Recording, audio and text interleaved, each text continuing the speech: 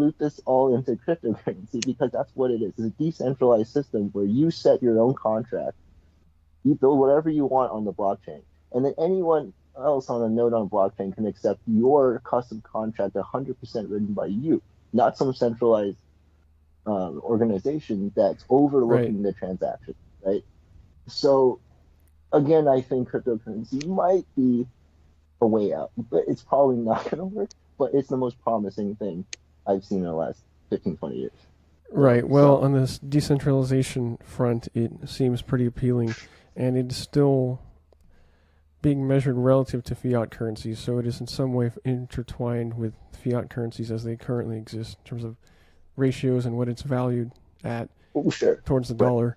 But in terms of base level value and what people get out of social situations, I think is to actually not necessarily measure it on a transactional level of digits of good deeds or bad deeds or lack thereof being measured in people's minds. I think it all kind of summations, it sums up at some point to just vibes, which is kind of weird because we're being analytical and statistical about things to a certain extent, but then it all loops back in to, well, it's all whether people subconsciously feel that the relationship between themselves and that other person is still on good enough terms that it will continue to get better and people will still continue to learn more about each other enough to know each other's needs enough to know what they consider is contributing to them or not, because there's this irony relative to, let's say, the golden rule where it almost gets it wrong, because unfortunately if we were all exactly the same, then we would all want to be treated exactly the same.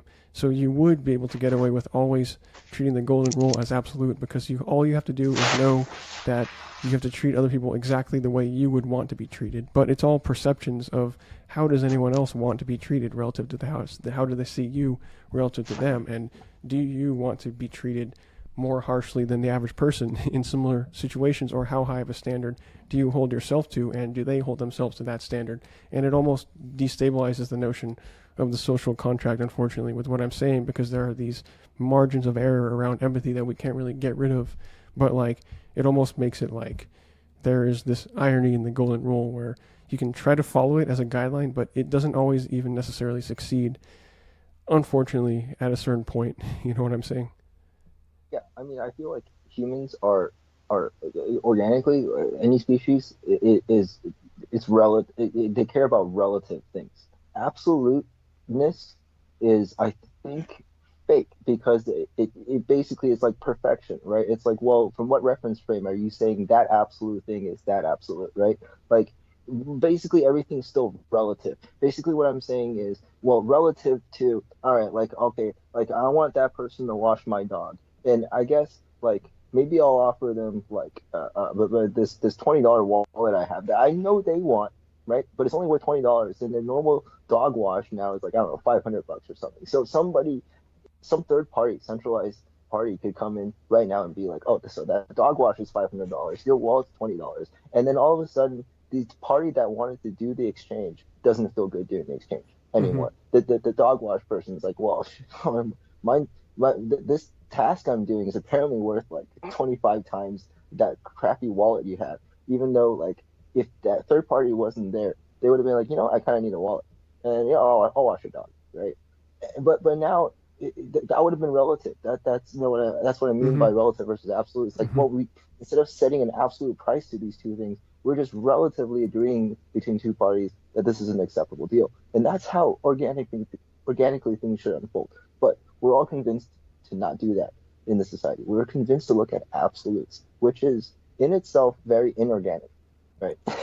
Well, to see the level of equality assumed be that, well, whatever the average person's review or opinion of this certain product is going to absolutely align with mine, so therefore I have to buy Right, based off of what the rating is to the absolute point 0.1 or zero point right, zero 0.01 or something. And we are not the average person as individuals. Everyone has some deviation from the norm on some level, right? So right, it's hard to right. get in on assuming you're exactly as the rest of the average is, and assuming that you are going to be pleased with that situation of being totally fitting in with the system enough to be totally average on as many levels as possible, because we don't really like being completely average. We only like the benefits of blending in and getting at least as much as the average person or whatever in terms of being average to the beneficial side of that. But we don't want the mediocrity aspect of just being some drone within the system. We don't like the cog in the machine mentality of being average. So there's that benefit and cost, and we always kind of want the benefit, but we're not willing to shoulder the cost because it makes everything kind of bland and not personal anymore. You know what I mean? Well, the thing is, we all want to feel average, but we don't want to look average, right? It's like this weird thing of like, the whole mentality of, oh, I want to be rich, but I don't want people to know about it. It's like you want to, it's like you want to, I don't know. It's like, I guess what am I saying? Like, for a lot of people, I guess I don't know. What I mean by that is no one wants to feel like they're an outlier unless they do, right? I think most people want to feel like, from deep down when they go to bed at night, it's like, all right, like, no one's on my, no, no one's on me kind of thing, right? No one's after me, right? Like, no one knows about me, right? Everyone wants that, but everyone also wants to be rich, which then makes you very visible and vulnerable to attackers like that. So it's like this weird discrepancy, even within like each individual, right? It's like, well, you want to be down low, but you also want this stuff that doesn't make you down low, right? That doesn't make you low key anymore, right? It's like everyone wants to play life low key or something deep down, but then the things they do aren't low key.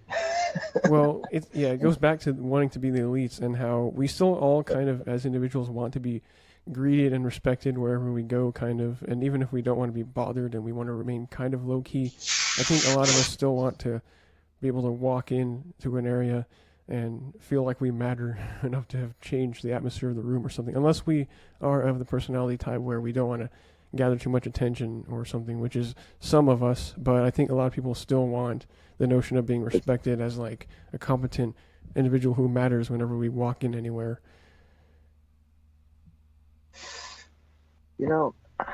Man, yeah, that oh gosh, like I mean, obviously now I'm just getting like being a psychiatrist, but it's like, yeah, I'm playing psychiatrist now, but it's like, yeah, those people all just have like some sort of emotional problems from childhood or something. Like they just need to like settle their demons and move on with it, like just get on with it. But like, yeah, you're right. I think the majority of people do want to stand out. They want to look like an elite, I guess. Yeah, I guess I'm wrong. I'm only saying what I feel, which is I don't want to. I want to feel normal, and I don't want to stand out. Right? I want to feel kind of like an elite, and I don't want to stand out. I guess is what I'm saying. But like, for most people, they guess they want to feel like one, and they want to stand out as well. So, yeah. Well, because that's how you get in on being the elites and being the one who benefits from what you think is the current system. But if the current system is not beneficial to the entirety of society, then isn't it on average not beneficial to anyone?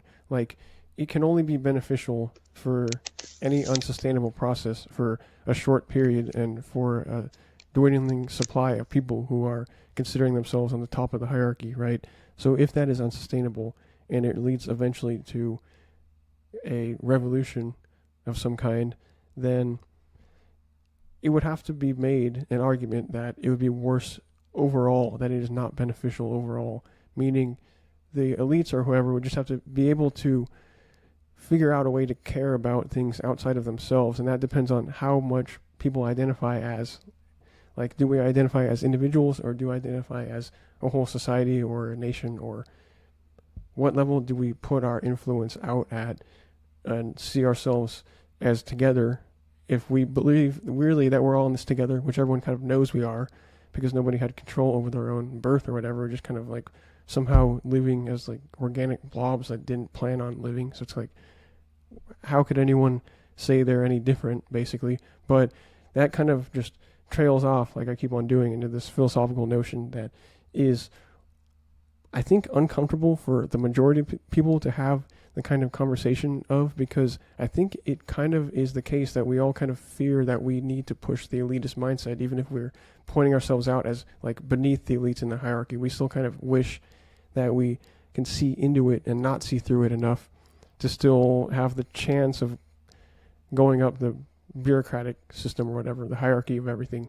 And we all kind of want that hierarchical distinction for ourselves and to believe in the dream or whatever that's unsustainable, even though we all kind of know it's already not sustainable. So it's kind of weird. I'm trying to explain why it's so difficult to have these kinds of conversations even with the majority of people, right? It's like, I'm sure everyone knows deep down that this system's not working. We all kind of know that that's what's being said and that's how people feel. But why are we like not capable of going about uniting in ways that'll actually fix it instead of, doing all the infighting that we succumb to a whole bunch of the time? Yeah, I feel like it's somewhere rooted in enlightened self-interest, because you need a group mentality kind of situation. It's like, okay, like you want something, but you know you can't attain it yourself, and you know that Mm-hmm. the whole group of other people want the same thing, and if you work together you could get it, right? But no one's thinking, oh, I want this whole group to attain this object. They're thinking, I want that object and I Mm-hmm. can't Mm-hmm. get it myself, right? So enlightened self-interest. But you're not going to tell that to the group because you want to work with them. You want them to think you're on a team to Mm-hmm. get this thing. So there's that discrepancy. There's already like an absolute discrepancy there, right? Between like intention, organic intention, and like outward, you know, whatever intentions, right? So that's already, I think that's where it stems from, right? The thing you're talking about. It's like how do you get to people? You can't, because everyone has enlightened self-interest. How do you convince them to not have it, right? Just be solo or something. Like how do you? I don't know, right? Like how do you convince people to not have enlightened self-interest within a group of people working towards a quote unquote similar goal kind of thing, right? And it's like we have all these support groups and stuff, this and that group, like you know what I mean, like social media groups. These are all just a bunch of collectives of people with enlightened self-interest, and no one's actually thinking about the group. They're only thinking about their own outcome, that what they can get out of this group for themselves, right? That's most people in society, in my opinion, right? You and I may not be like that, but I think the majority of people are. So anyway, Well, it's interesting because I think a lot of the times we might actually, and there's good and bad in corruption and good or whatever in everybody. And maybe you go in with better intentions. Maybe you go in thinking it's going to be this organic thing and you're going to be adding value to everybody. And then it ends up being about promoting your own distinguished characteristics within the group, which ends up becoming its own hierarchy. And it's hard to get everyone to reject as many hierarchies as possible because so many of us believe in so many of them that we still hold on to the slight belief of lucking out and winning the lottery or so within one of the hierarchies that we think will guarantee that we'll get rich quick or whatever and have it made and finally be able to enjoy the elitism that we wish we had. But maybe it just always ends up destabilizing into some inorganic process.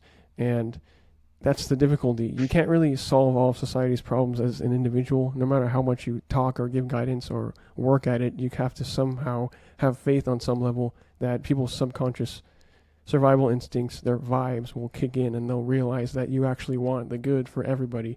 And that's a hard thing to do because there are right, good actors and there are not so good actors, right, but there are people who can play a part, politically or right. whatever, that they're on your side. They want you to succeed, even though their incentive is to enrich their own power for this purpose.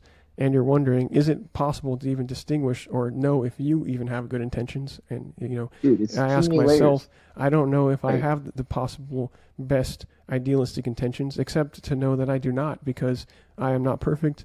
Therefore, if you just take the whole Bible notification on goodness with that book saying, well, why do you call me good? There are none good but God.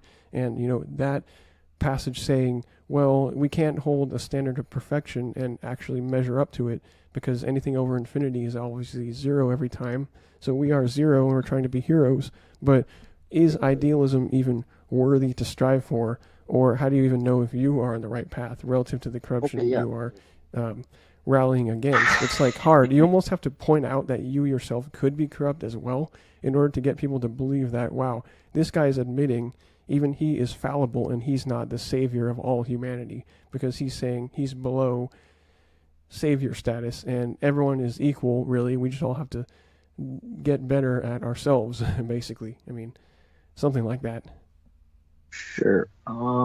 Yeah, dude. The ability to perceive or root out your own bias and test your own bias openly without knowing the result of it publicly, I think, is something that a lot of people will not expose them to maybe the benefits of because they see the costs only. You know what I mean? Sure, sure, sure. Yeah, yeah. They're too scared to be judged by comments on social media or something. But yeah, yeah, sure. Um, I mean, so basically, what are we getting? We're basically saying it's not possible to convince people to like look at things Well, the right. as long But as what is the right we're way?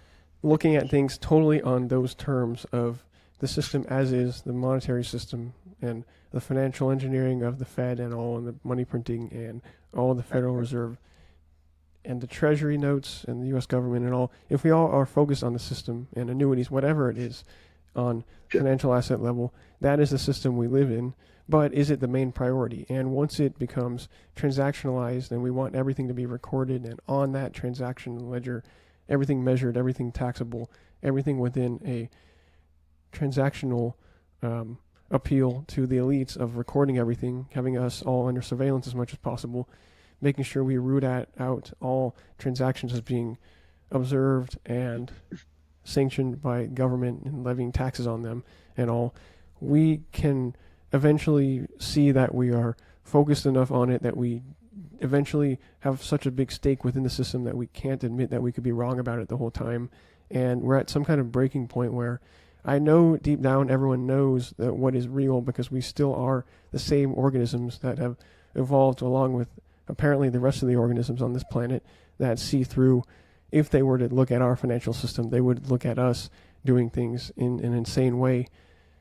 And I think there's always hope and there's an ability to revolutionize. And our challenge is to revolutionize in hopefully the most peaceful way possible. It's usually very hard to avoid conflict and armed revolution whenever there's a revolution, obviously.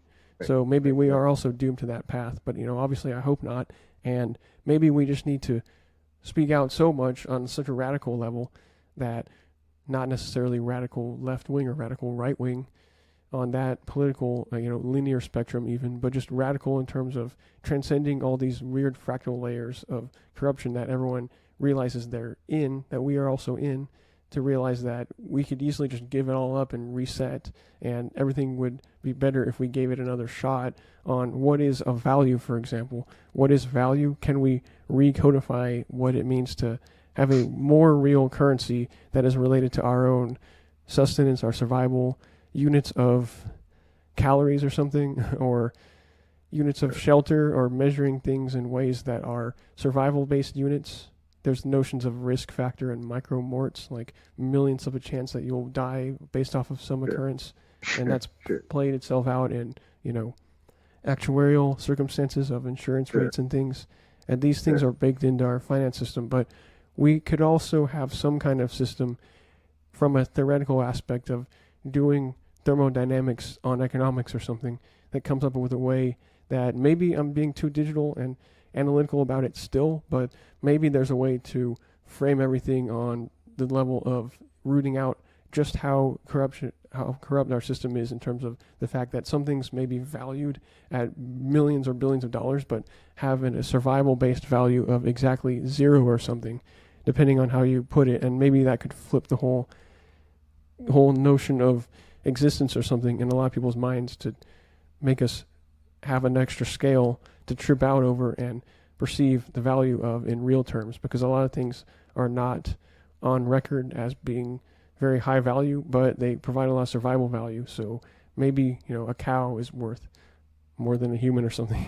Enough people could eat it or something. I mean, I don't know, just I, things like that, like the survival based value, and then there's economic value that could be totally removed from anything that has any right. real value of sustenance or happiness and fulfillment. So I've said a lot with that, but that is a really like lengthy and you know hopeful framework on how to redevelop our minds on what anything is at this point. I mean, there are no metrics on historical suppression in any nation, but I feel like American people are already so suppressed that we do have to go to revolution. I mean, okay, so how Okay, so like we were saying earlier, it's either that or we somehow systematically try to talk to each person, each group, each individual, or each individual, start from the Hmm. individuals, then go to the group, then you go to like community, town, city level, right? Because you got to permeate from like, from bottom up, right? So it's like, how are you going to change people's mentalities when they don't trust you and you can't even trust yourself to prove your position? You know what I mean? We're all so confused because we're suppressed, right? It's like no one knows the real reality of anything and what anyone else could be thinking or what they could be thinking about you or what you should really be thinking about them or whether or not the basis of what upon your understanding of anyone is even good or anything, right? So everyone's in limbo out here. Everyone's waiting to be told what's real, right? And in that kind of society, I'm willing to bet that it is basically impossible for someone like you and me to convince any one person or group of people to look at things the way that we look at it because it's like, well, what's your credential, right? Yeah, it's like, But well, like, I'm a yeah, human yeah, being who's like, been around for a yeah, while, just seen a few things, and I'm just right, looking and taking it all in and analyzing it the same as you are, or on whatever level you want to get in on for it. And I'm also willing to get in on that level, at least, if not any other level, and do these thought experiments or however much we can try real world experiments on different ways of thinking about things and making actions that are actually going to benefit us on the fulfillment level rather than purely the financial level, which can seemingly benefit for us for a while, but everyone is realizing is kind of not for everybody because it's for the elites. And it's like I do begin conversations where I'm trying to hint at the fact that we have this corrupt system, and you can get these responses out of people where they do realize it's corrupt. They will tell you that the food supply is compromised while at the same time manufacturing food and doing exactly what they say is part of the system, or working for Big Pharma while claiming Big Pharma is corrupt. And we're all still kind of stuck in this system where we are living off of the hand that we don't want to feed us anymore, but we almost always succumb back into the loop of letting it feed us still. And you talk to people where it's like they're looking for ways outside of the system and they're watching podcasts or these people telling them on their email list of what penny stocks to invest in, and they're looking at how to become better at calling the markets and doing day trading to try and get out of the system of their job they're currently in that they don't like enough. And everyone kind of, it feels like once you talk to them on that level, knows that there's corruption, but their way out of it is to still loop back in on those telling them what to do, because we have all wanted to be told what to do this whole time in order to not have to make consequential, accountable actions that could get very much heated discussions, or yep, being eliminated from the job, from the market, yep, job market, for saying the wrong thing or not being politically correct but bringing up the wrong thing. And I think a lot of people are so deeply entrenched in that anytime you even bring up the ability to revolutionize peacefully by working on ourselves enough to become enough of an organic market to get off the whole financial system, as far as how much toil it has on our minds and our mindsets and our lives, basically, to where it's hard to have good intentions because people are still judging you by the same standards that they also deep down already know is corrupt about the whole system. So they think you are also being corrupt on some level by trying to sell them and tell them what to do, when what if it's all one big social experiment and nobody is at the top of it, and we just right. need the whole decentralization aspect of everybody having a part and a say in what is going to come next. And it's about getting enough people on the same team to honestly be willing to put their thoughts out there and be transparent while realizing that they don't know everything as an individual brain, but that we can get better at knowing as much as possible collaboratively if we want to go there. Basically, hold on, I can't believe I'm saying this. Like, Big Brother is probably going to be actually good for us. It's to be something closer to a socialist society than now, and that might actually solve some things, right? It's like, well, because like you're saying, we want to be told everything. We want to be told, including value, right? Okay, well, we have a decentralized Big Brother kind of system, some computer node, right, or nodes, right, across the world, dictating what everyone deserves from just a unit value point of view. Then yeah, okay, the social credit score, whatever you want to call it. I mean, maybe that is another way out, right? Maybe that does. I mean, we don't want it now because we're so into the whole idea of freedom and stuff, but we don't even have that. Like, we don't even have the freedom to own land. Even, like the government will take it back anytime, right? So that's like the most basic thing, right? It's like land, owning land, right? It's like we can't even own that. Then we, it's basically nothing already. So I don't know, man. I don't know where I'm going with this, but it's basically the system has to collapse on itself, Well, that's right? interesting because the notion of rights is hard to just codify into law and make it real in real terms because, as you're saying, eminent domain rights of the government to buy up or seize your land for whatever price it wants to means that the whole notion of rights of property goes away, even though it's supposedly the government that is supposed to protect our rights. But really, Right. in a way, as you're implying, it's kind of unworkable.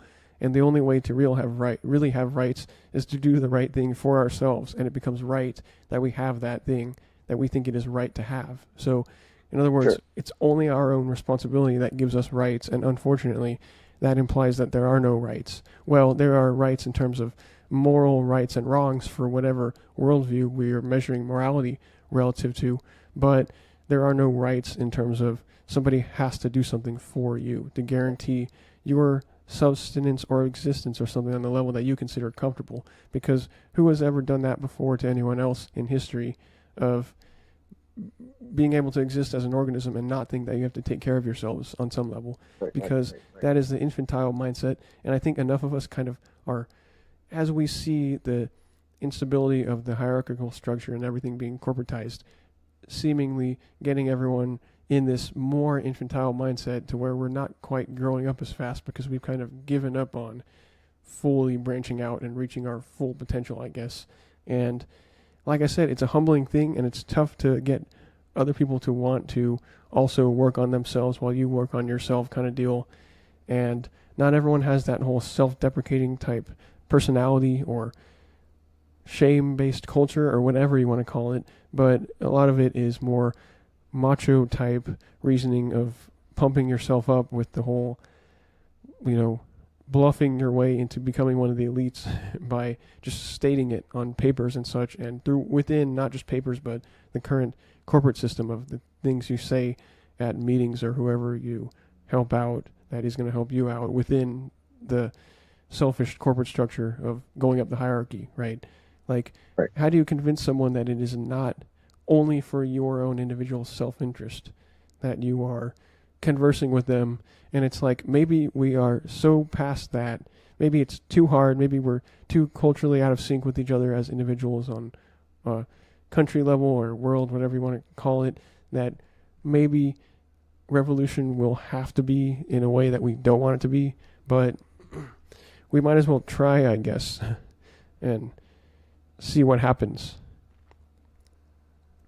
You know, this is something I think I've thought about since like college, right? And I feel like it's so intense now. It's gotten so much worse, which is the whole concept of ego being higher than self-esteem. And now the discrepancy has gone like ridiculously, like now the gap's huge, right, on the average person, in my opinion. It's like most people, a lot of people, all right, have much higher ego than self-esteem. And what I mean by that is like, oh, okay, I mean, they think they're hot stuff, right? They think they're alpha.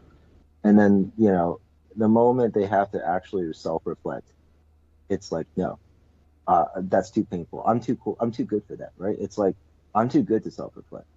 But no one is that, right? You're lying to yourself. If you're not doing that, you're emotionally damaging yourself. And a lot of people don't even realize that, right? So it's like, okay, so a lot of people are already like, forcing themselves to be miserable out of ego is, at the end of the day, is kind of what it is. And how do you talk them out of that? I don't know if you can. No, because it's circular Can, reasoning, and it's whatever you want to right, continue to believe that you are justified in right. considering yourself like better off than anyone else's reasoning. And a lot of people The only, don't really want to learn because we already yeah, have to go through such a long, painstaking process of what we think is learning, which is the modern education system, that once you get through 22, 24 years, however long it takes to get all your credentials, it's like, well, I made it. I don't want to learn anymore. Nobody can tell me what to do. I've made it. And I don't know. It's really unfortunate that there's this disincentive to like want to continue to learn or work on whatever self-improvement, because once you're an adult and you're just like in the corporate world and you're just sustaining yourself because you're making enough money to survive, that it's like, no, nobody can tell me the way. But what if nobody knows the way, and we all just have to come to it together as a collaboration? How do you get that decentralized knowledge source that does not have the worst interest in mind? I guess it's just impossible. There's no way to always have the best interest in mind. There's always going to be things that eventually end up getting the worst side of the best interests. For anyone going in, you always have better or worse decisions you can make into any venture. So on that basic level, there's always room for corruption, and then once there is room for corruption, there's incentive for corruption, and then once there's incentive for corruption, there's an exponentially increasing incentive for corruption that eventually balloons out of control until enough people see through it and realize it's so unsustainable that it just fractures everything and it becomes revolutionary and it just collapses, and then history repeats itself. So as we know, history repeats itself because we think we are immune to history and don't need to learn about it. So that's why it's always repeating itself, right? Right, and it's going to repeat itself. I mean, going back to the whole like ego higher than self-esteem thing. It's like, well, how do you talk people like that out of it? You threaten their life. As simple as that. I'm not saying you point a gun in their head. You threaten their financial stability. You threaten their ability to maintain good health. You threaten the stability of the futures of their children. Right? Like that's literally what any nation should do to just massively blank slate its people, right? It's like you know what I mean? Like how do you talk someone out of their mental loops that you can't Mm-hmm. logically, systematically do it. You literally just have to do what you would do to a 3-year-old. You hit them. Right. You Like, have to snap. showcase that Snap. this line of reasoning goes down very, very unfortunate paths, and Right. it's very hard to even do that still, though, because we are in such good shape in terms of not being at the brink of starvation in the first world for the most part, and everything is still, not empty at the shelves at the grocery store aisles and all, that I guess only the moment that the majority would realize it would be once the actual, system of our infrastructure and all our supply chains actually collapses, the level that we saw in March 2020 during the COVID shutdowns, when we had these shortages of toilet paper and all, and we saw people's irrational decisions and lack of preparation into what ended up being a really big scare psychologically that took its toll on a lot of people. But at the end of the day, not too bad of a pandemic relative to others if we really think about it and think about the sensationalization period that we went through for it. And unfortunately, a lot of people succumbed to it. But we talk about sometimes the worst pandemic in centuries, according to the current vice president. She said the worst one in centuries, I think, at the debate. But I would disagree and say that probably we had an incentive. Yeah. There have been plagues, and there have been Ebola and bubonic plague and things that have been far higher in fatality rate, maybe 50% fatality, relative to what was a scare tactic of 4% when we were measuring only the morbid cases in China, when we were measuring the most morbid possible cases where it's obviously the case that we can choose one morbidity there, then we were kind of oversampling. There's a sampling bias to the mortality rate as you start a disease being observed, I guess, kind of wording that strangely, but you know what I mean. And over time, it became less than 1%. And over time, it was stated that, well, eventually everyone got the disease and everyone gained some kind of level of immune response to it, so that everyone kind of became immune over time, and it became no longer a big deal. But it's like, why would that happen over a period of a couple of years and for us to be so scared and to really shut down and consider who is essential or non-essential? It's a very weird time psychologically to be human when it doesn't need to be. Like we are inevitably on the path of where it is a strange time psychologically to depend on thousands of people, but to feel entitled to not have to interact socially with them, where it's all transaction based, and it's like an awkward place for civilization to be in, where it's almost more destabilizable. It's more unstable than ever, and that kind of paints a weird picture for the near or midterm future for the majority of people. Maybe we are screwed, but I think a lot of people will just choose not to play the system, or, like you're saying, feel entitled to the unemployment benefits within the system. We're just still trying to play the system. And what we really have to do is transcend the whole thing. That's the most difficult thing of all. So if we had to go become Amish or whatever, like, I guess they're the ones doing it right. Whoever is closer to the old school village, like you're saying, small village in Malaysia or whatever, subsistence level existence. And it for some reason always comes back to that, because those are the people who don't know what else is going on in the rest of the world, but they're fulfilled within their own social context of their village. And apparently that's the good life that everyone wants, because when we flash images of advertisements and all, it's always this scenic, free road with no traffic and just rural looking landscapes and everything just looking old school, like it did back centuries ago, before the whole industrialization, deindustrialization, post-industrialization, and the new globalized tech era, where everything is teetering on the edge of dystopia, basically. Or we're very deep in what's already a deep dystopia that we're kind of urgently supposed to be admitting at this point and doing something to transcend, basically, somehow.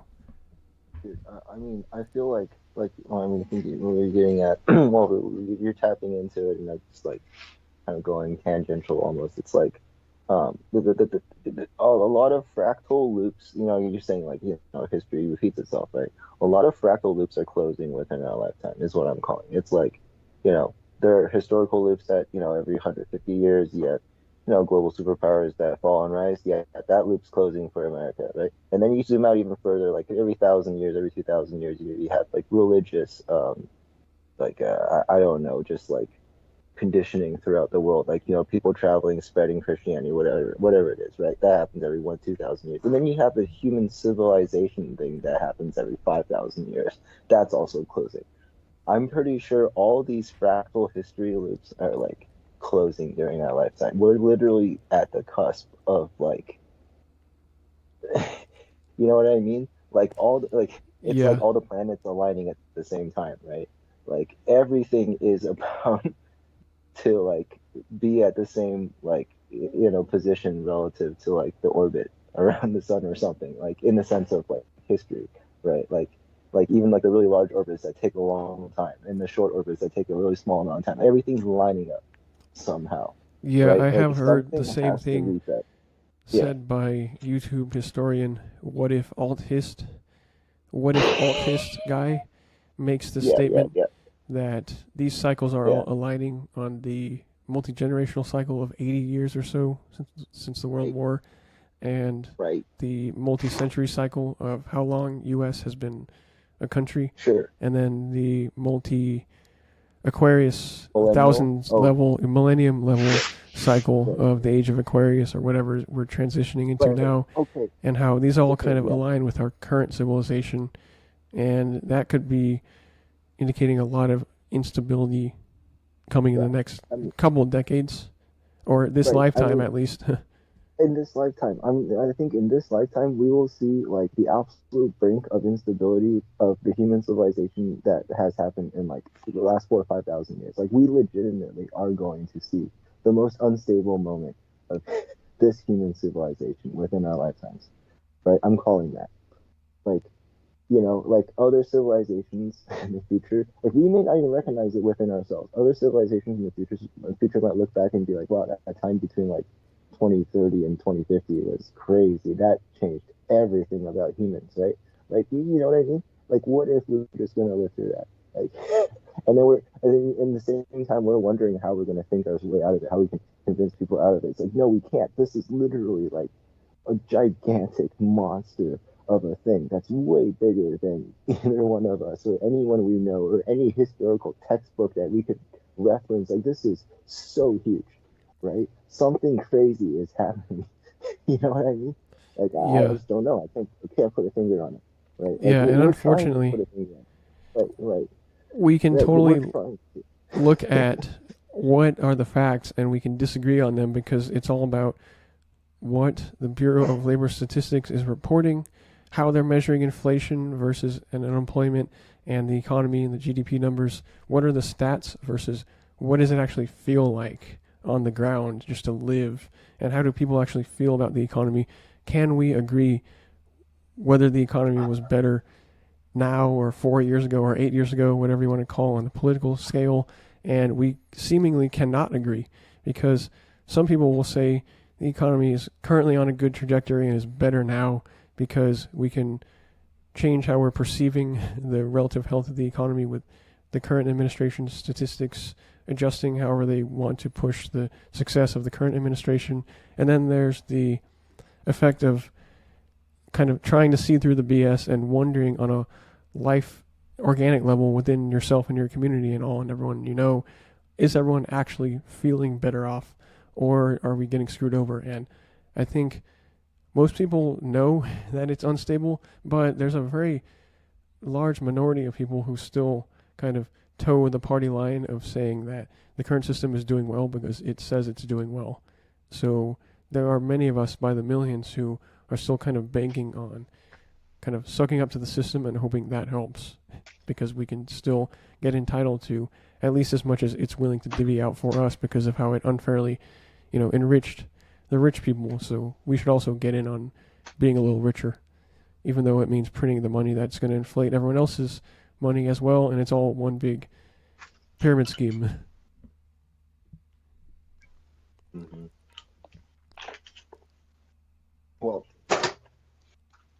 that's another thing, right? It's like the whole financial system, banking system was put in place for the same reason why, same stuff we're complaining about now. It's like, well, the older people then wanted to have a better way to preserve their money or whatever, to make better transactions or whatever.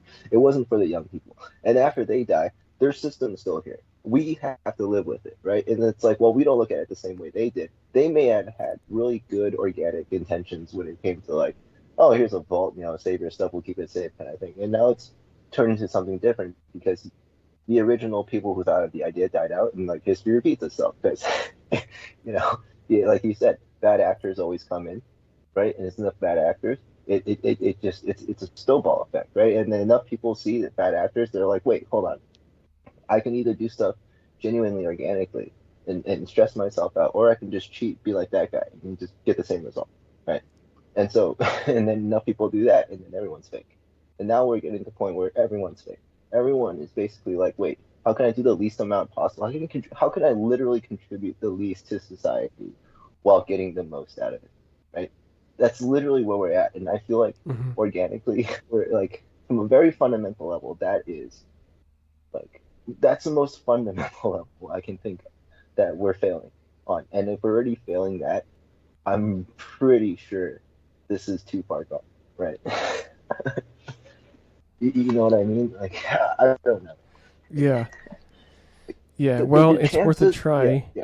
And some of us will do okay and will do relatively better than average. But it's all the fact that not everyone is going to, by definition, do better than average. But what you're saying is the average person is relatively screwed over the next few decades if what they consider to be stable and reliable coming their way, goods-wise and shelter, resources-wise, and capital, whatever, is going to be sustainable and for the rest of our and their lives. And what you're saying is, on average, it's not going to be. And we're going to have a lot of things that we're going to have to part ways with materially, basically. And we're going to have to somehow be okay with that and not blow over because of that. And enough people have to be prepared for that to like slide into that gradually, I guess. Or are we already kind of doing that with the whole, oh, everything's good now.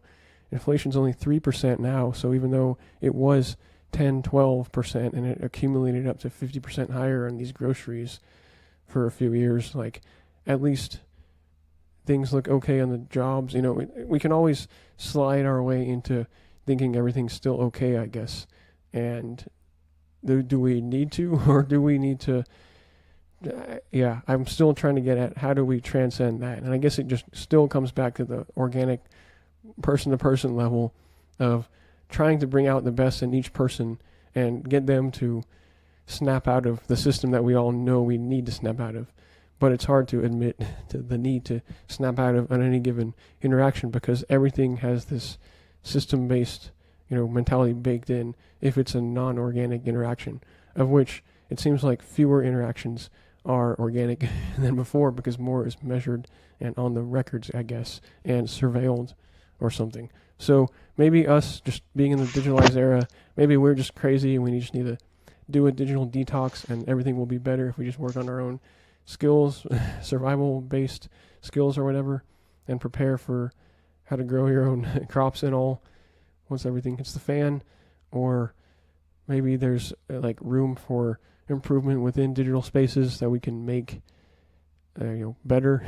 And I don't know. Either way, it's very saturated, and it's hard to know if your contribution or whatever is making a difference for the better.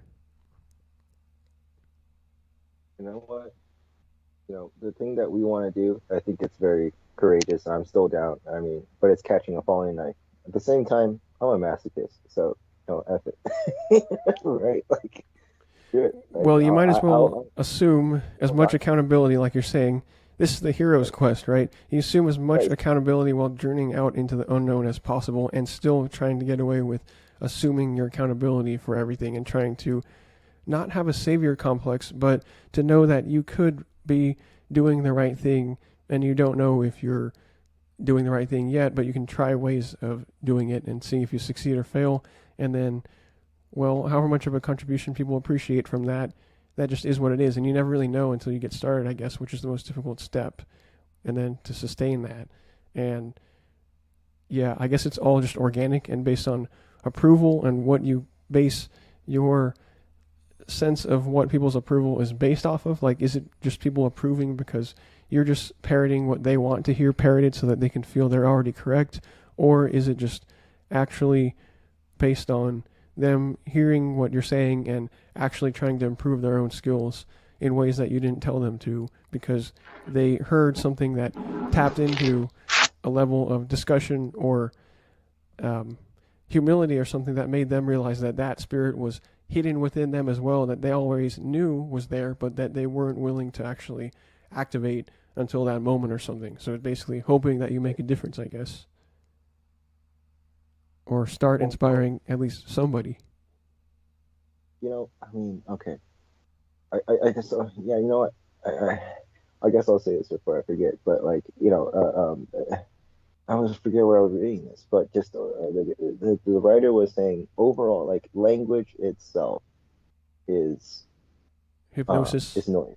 It's noise. Yeah, it's literally just noise that we're making. It is a virus. But what it does is it makes you think there's something more complex than what is in your physical world. It's like two squirrels looking at each other. They're not. Maybe they're chit chattering. They for sure don't have a structured grammatical like vocabulary like the way we do. We over-engineered, overthought the way we communicate with one another. We've completely muddied the waters in terms of what just organic interaction should be. Speech is not required, right? You can actually have a village of people, like a group, like a tribe of people, never make a single peep, and they will get along. They will feed each other. They will, you know what I mean? Like it's perfectly organic interaction.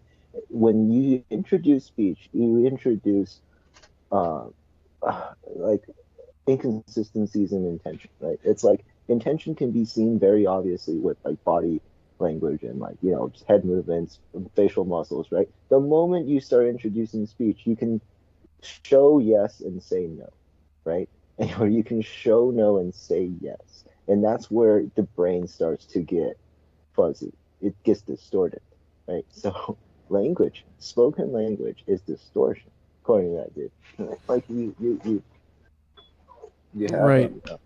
Which means the distortion in the signals as you bureaucratize everything gets more and more to where we think written language and everything being digitized and exactly down to the definition of which there are multiple for any word, but we assume that we are getting more precise in our ability to characterize things or agree on anything.